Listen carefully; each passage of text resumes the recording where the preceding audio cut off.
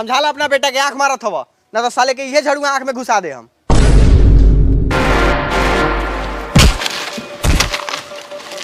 रे सरवा तू खागरा काटा तरे के नॉन मटाका कोड़ तरे हाय उ सर एक सूर्य मुंह पर तक लगा तब आंख मारनी है। एक सूर्य मुंह पर ताकता साले फटाफट लात चलावलन।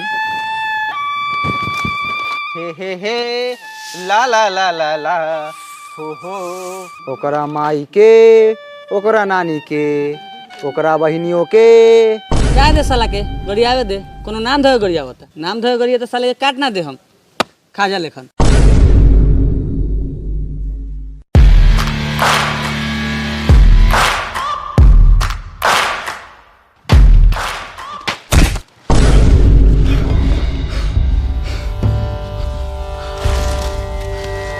काबे लड़ू साला रे, काबे लड़ू बाप कसम माई कसम दक्षिण माई आग छू के कहता नहीं ढीरू चके घरे फिल्म चलाता है।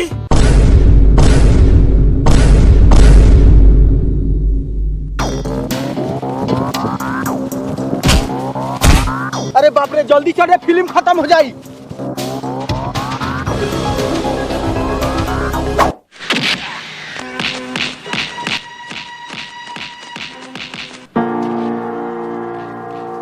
चला था इन आवाज तो सुना था।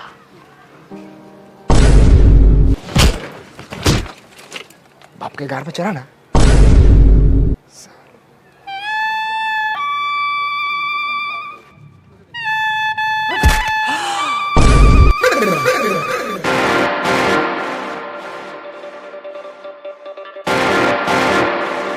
हम तोरा बापा का गानवा लगे जाके ऐसे कर दे तो कैसा लगता है? ए तो कोनो जानबूझ के थोड़ी करनी होगा, पीछे से कोनो ढकेला के तो तनका शॉट के लगे। तो तू सर हमरा पीछे का रहत रे?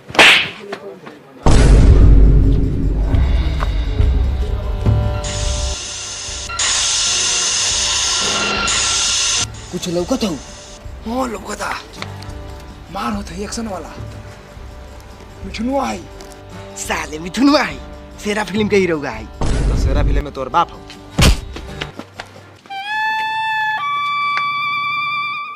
कौन साला घुनुर घुनुर कर ले बारे? कौन बिखे पदई बारे? हम नहीं खियो रे भाई। हमू ना साला कहता नहीं कि काथी महकता बिखे साला लइका हगने छी।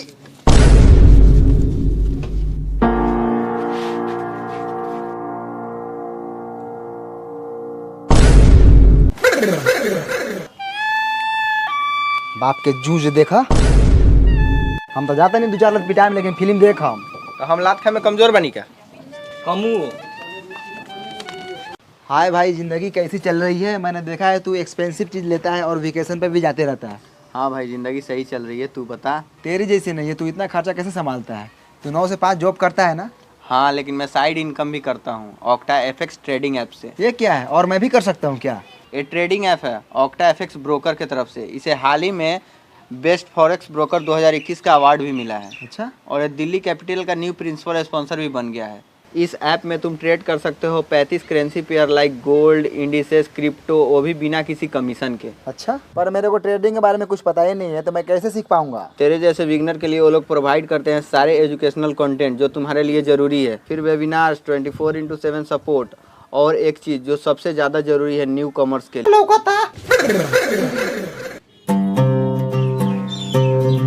चली यात्रा बन गेल, गरई मछली देख लेनी।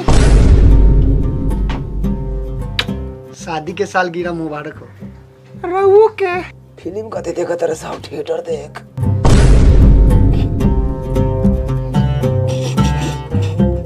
ये ऐसी जगह बन चुकी होगी कि वो खुद ब खुद अपने आप को तुम्हारे हवाले करती है। वाह बड़ी खतरनाक सीन देखा तारा ढीरू भाई। ढीराइन रहू बढ़िया नु बा, एकरा के देखला से बुद्धि बढ़ेला। भाइयों देखा तारे ओटहवा के माइयो देखत है। ए मैया जो तो अभी यहाँ से गंदा सीन चला था बाद में आइए। निपुत्रु लबर लबर बोला तो उठाम चपलो, हमारा मुंह पे 4 चपल। गंदा सीन है ये, गंदा सीन के वजह से तू फायदा भेल बारा आ गंदा लागता। चढ़वे कहीं के ये वो खुद ब खुद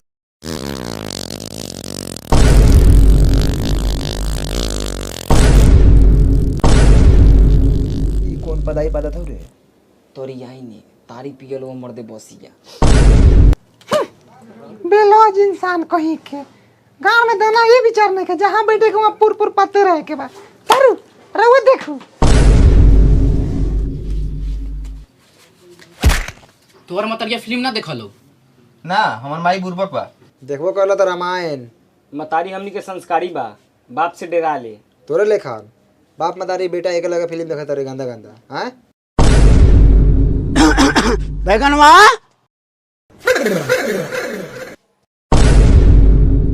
दूर ये भैंसुर के चाल है भाव के घर में बिना खखरले घुस जाए के ऐ खोखा नहीं हुआ ना खखर नहीं होना मऊगा ठीक कहीं के बैगनवा कहाँ बारे बैगनवो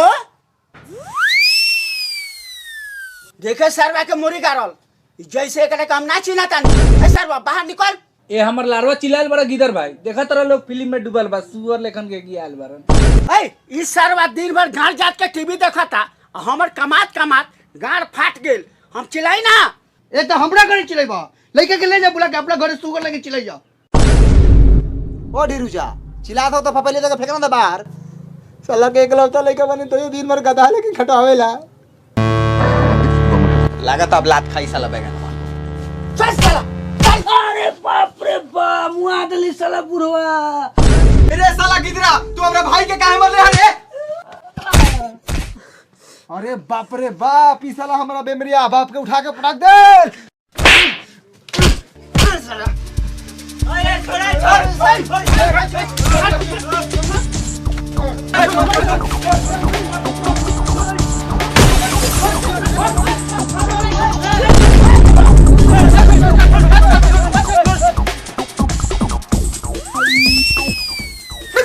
धान कूटा है दुल्हा धान कूट बसंती निकाल खंती ई कंजरवा के बेटो से टिबिया फोड़ दे